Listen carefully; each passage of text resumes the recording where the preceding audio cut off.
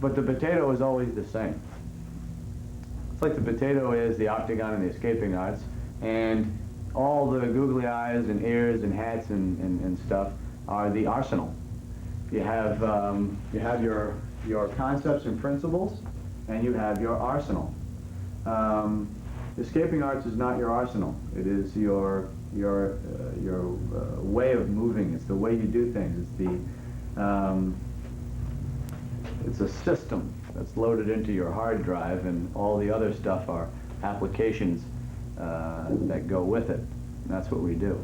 Some of the drills we went over, very, very simple. I mean, the octagon is the epitome of simplicity, but at the same time, it is also extremely advanced and unfathomably so. But the simplicity of the octagon it's got to be there. If it's not simple, then it's not applicable either. You want to keep it simple, and that's precisely what the octagon is. But now what I want to do is I'll give you some drills, and maybe you can practice with a partner for the escaping arts. And what I do is I start with this basic drill. I think about a zigzag pattern. And what I do is I'll start on one side of the dojo. Let's start up here. And one at a time, he's just going to step forward and throw a strike, and I'm going to jump back this way. And he strikes here, and I jump over here, and he strikes here, and I jump over here. And I'm using peripheral vision. Every time I see him move, I move. He moves, I move. And that's a basic drill. And then I'm going to start touching that arm, right? So now he does the same strike, and I touch that arm. He strikes again, I move, I touch the arm. See, I'm looking this way. And I'm just going to touch the arm. Soon that touch can be a strike or a check or a manipulation. There and here, like this, see?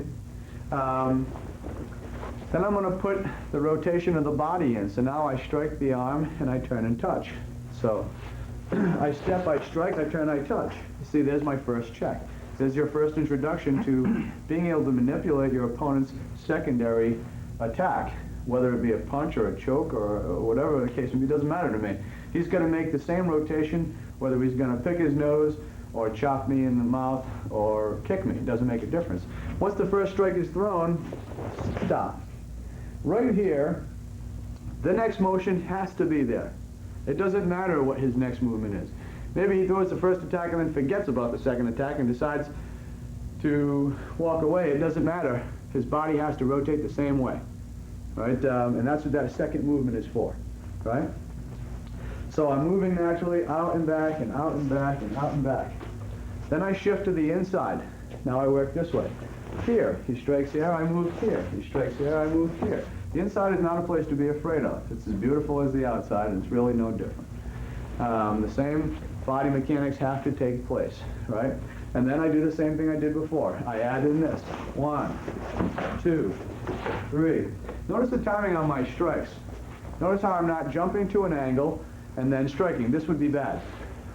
It's too late, right? The arm is no longer yin. Not only is it no longer yin, which is receptive to the hit, but also it's not even there anymore. It's already on its way back so that the other one can come forward. This is too late, right? I don't want to strike like that. I want to strike from transition. I want to strike a spot that's halfway between me and where my opponent is right now. He has to interrupt this space with his arm or leg or whatever's going to attack me, it doesn't matter, in order to hit me. And so I remove where I am and I strike back where I came from. So he moves and I strike that way. And I could just as easily have done it with this hand if I moved back this way. And so I'm striking that limb. I can choose to strike the limb closer to the wrist or closer to the body. That all depends on my timing and what I'm looking to do afterwards, which might be manipulate or move again, right? If I strike twice the same, now I'm going to add a second movement onto the zigzag, right? 2 movements on the same angle. So he strikes, I go 1, here I went back to my angle 8. I'm going to go back to the same angle when he hits again. Now I'm on the inside, you see? 1, 2. Then he strikes again, I'm on the inside, and he strikes again, I'm on the outside. So what I'm doing is going outside, inside, inside, outside, like this. Outside, inside, inside, outside. So I've gone angle 8 twice, angle 6 twice. And that gives me my strikes like this, outside, inside, inside, outside. Right? Not hard to do. Remember, if you can strike his arm, his head is just as easy. See, so I have outside, inside, whoops, I went the wrong way. Excuse me. Outside, inside, inside, and outside, right, which will be here. Shouldn't make any difference. Now I just have a distance factor going on there. My throws are applicable in there, and so is everything else.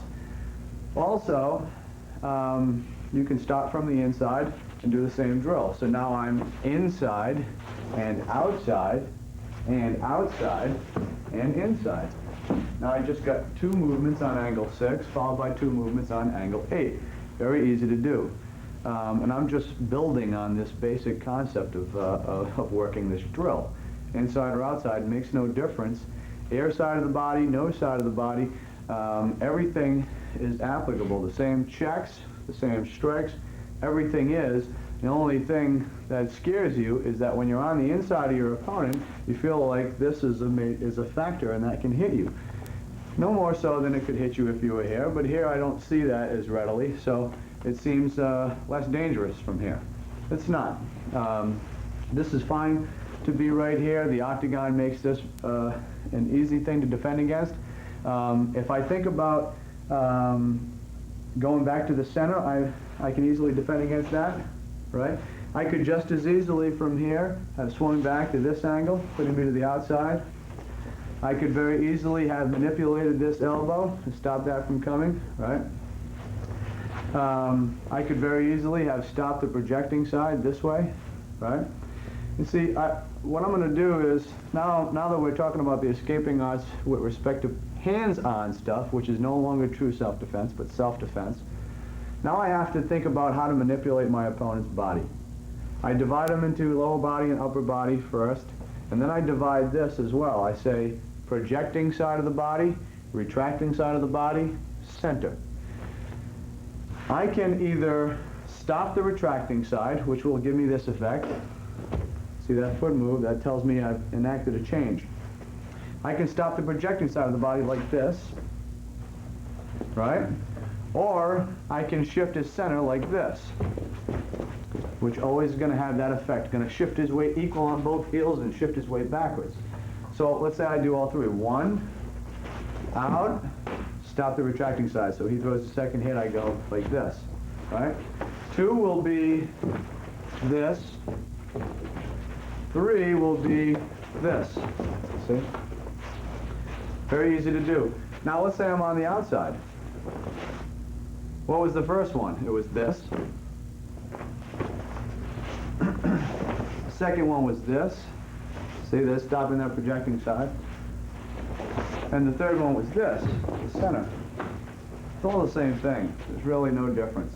Inside or outside sometimes just has to do with where you put your opponent's arm. If I receive here, now I'm on the inside, you see? You can see I'm affecting him with the retracting side this way, right? If I think about moving to the inside, now he goes to hit here, I'm just going to put this arm to the back side. There's an elbow strike, there's my check, there's my next body movement. You can see how you could make this really destructive if you want. Once again, I'm inside, I'm outside, this way, right? You can see the way it's affected his body.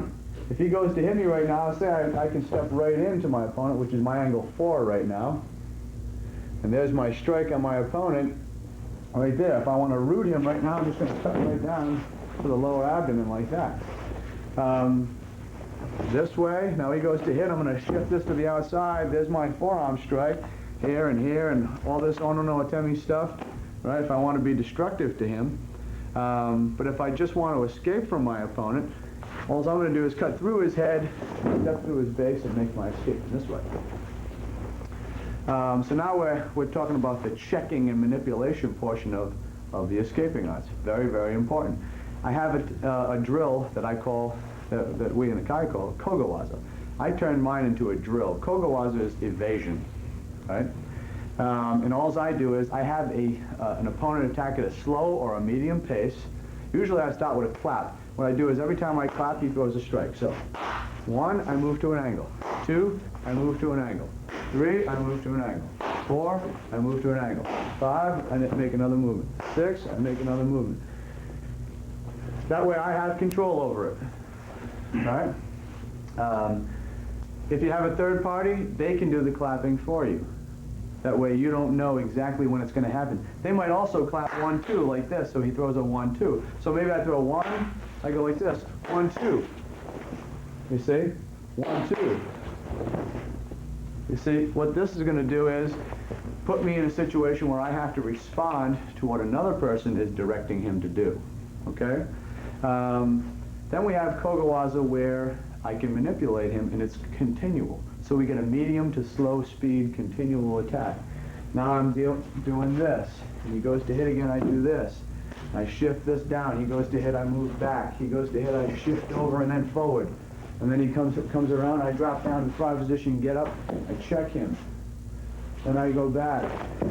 Then he goes to hit, I manipulate. And then I manipulate again. This is Kogawaza, and I'm doing this at a medium to slow speed so that I slow it down and I take a look at all the parts of his body that have to move in order for him to throw the next attack. That's Kogawaza, and you can just add all kinds of things to this. Locks, throws, strikes, checking and muscular striking and what have you. That's a great exercise to do. Once again, that's Kogawaza. Some other exercises I like to do with respect to escape have to do with tricking your opponent's senses, which is a huge concept in Kosho that you're going to probably hear tape after tape after tape. If you can't trick your opponent's senses, you know, you're missing the point. You know, if you can't trick your opponent's senses, then he's going to track you everywhere, right? A couple of major ways that we trick our opponent's senses in Kosho. One is visually, right? Don't look where is expected that you would look. 2 is hand movement, right? Use your hand movement so as to confuse your opponent, right? Or put your hands in places where your opponent can't see and then use them for effective tools of manipulation and striking. 3 would be our crazy footwork, which is the octagon, which is solely supposed to be absolutely unpredictable to what your opponent thinks. Mitose had this philosophy, this kind of a strange proverb that he taught, and caught me strange for a long time, and now I understand it. He said, if a man wants to attack another man, that man should act like a dog, because a man doesn't attack a dog the way a man attacks a man. Is he saying act like a dog? Well, yes and no, not literally. I think what he's just simply saying is don't be predictable. Don't act in the normal human way that a man reacts, which is force against force or with your ego and attitude behind you. Do not do what your opponent expects you to do. The octagon is unexpected, unusual movement. If you watch and Mitose makes these connections. He says, you ever try and catch a child in a playground who didn't want to be caught? Do you ever watch a child who, or even an adult for that matter, who's been taught how to run up a field with a football and not get caught? What you're going to see is, you're going to see, if I'm running with a football and I want to get around it, I got to fake one way and then go another way. I've got to throw my hand out and look one way as I spin around and run the other way, try and get around him. These are the qualities of good octagon work, good Kosho escaping arts, right? And not just that. If you want to apply the strikes, this is good to do too. You know what I mean? The throws, the same. Think about what the normal way a person moves is, and learn how to affect your opponent that way. But also, think about the normal way a person moves, and don't do that, because that's what he expects from you. A normal person expects that I'm going to look where I'm going to go, and then I'm going to go there. How difficult would it be for me to get out of the way of a punch if he knew where I was going to go? And don't kid yourself, he does know where you're going to go because he's in tracking mode. When an opponent becomes an opponent, they have put themselves in a different mode of human existence. That means he is locked onto me now, and he's seeing red.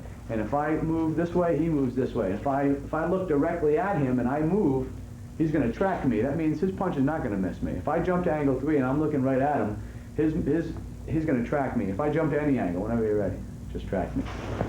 See, I can't get away from that punch as long as I keep my eyes on him. But now punch whenever you're ready.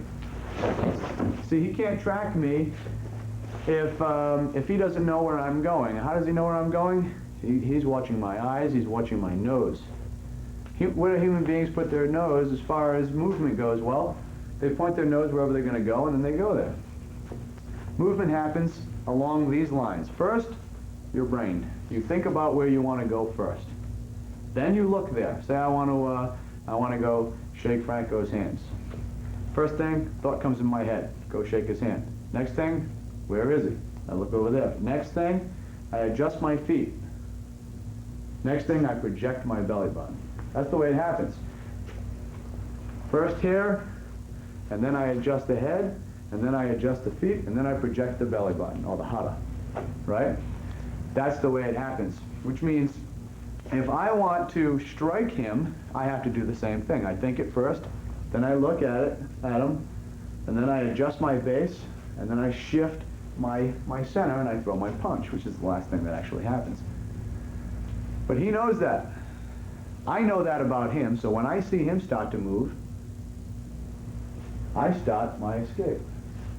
That's why we can go so quickly. If I use peripheral vision, whenever he's ready to move, he moves, but I'm long since gone because I saw that movement happen long ahead of time. But what about me? If I want to hit him, he can do the same thing. So what do? Well, what I do is I look over there and I hit him. You see? If I got two guys here and I want to hit one, I don't look at him and throw the punch because his reaction might be to block it or move out of the way. Instead, I'm going to look over here and then hit him because it's the last thing he expects. Or I'm going to do something that's going to distract my opponent, distract his senses, and make it more difficult or almost impossible for him to expect what's going to come next, you see? You have to be unexpected. You have to be unpredictable. That's what the octagon is about. That's what the escaping arts is about. You have to be unpredictable. You see, it's all this understanding that came from a long time ago when he first was inspired under the old pine tree. And from there, the destructive arts of Kosho became even more destructive. Maybe that wasn't what they originally hoped. Seems to me that the original inspiration under the old pine tree was one a little more passive. Maybe that's why when Mitose talked about the destructive arts, he called them Kosho-ru Kempo. I almost never heard Mitose put the word shorei when he referred to the Kempo arts. Always Kosho-ru Kempo, which were the wartime arts. Interesting to note that he left the divine inspiration out when he talked about being destructive. Almost like the destructive arts were not in sync with what he originally had in mind when he sat under there to begin with. And that's true. Nonetheless, we do know that those things are necessary sometimes, so we have to practice them. The escaping arts is where your destructive arts come from. I know that the escaping arts are not as maybe palatable as picking someone up and slamming them to the ground and locking them up or punching them a half dozen times. I enjoy doing that myself. But in order to get good at that, the escaping arts have to be there. Have to be there. Cannot be under